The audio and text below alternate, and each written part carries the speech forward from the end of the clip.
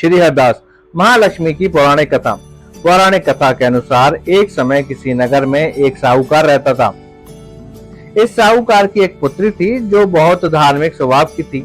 साहूकार की बेटी हर रोज उसके घर के पास स्थित पीपल के एक पेड़ में जल चढ़ाती थी।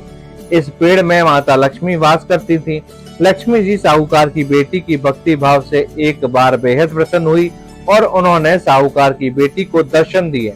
माता लक्ष्मी ने कहा, मैं तुमसे अत्यंत प्रसन्न हूँ और तुम्हें अपनी सहेली बनाना चाहती हूँ।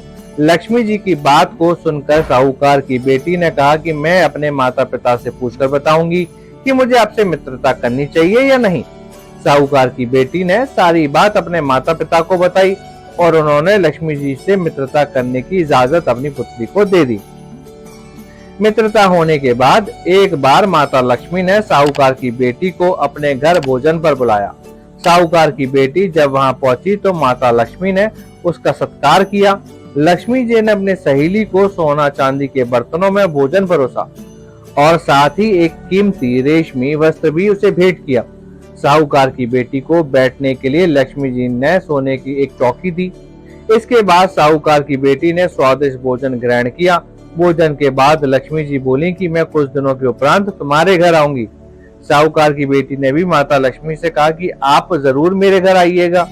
इसके बाद जब साहूकार की बेटी घर गई तो उसने अपने माता पिता से सारी बात बताई, लेकिन बातें बताते बताते वो उदास हो गई।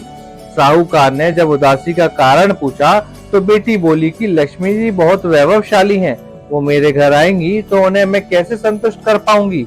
बेटी की बात को सुनकर पिता ने कहा कि तुम घर को स्वच्छ रखना, अच्छी तरह से घर की लिपाई पुताई करना और श्रद्धा से जो भी घर में अन्न हो उसे का भोजन बनाना।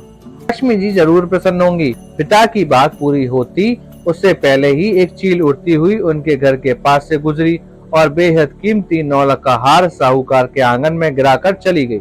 यह देख साहूकार की बेटी खुश हो गई। उसने हार को बेचकर लक्ष्मी जी के लिए सोने की चौकी और रेशमी दुशाला खरीद लिया।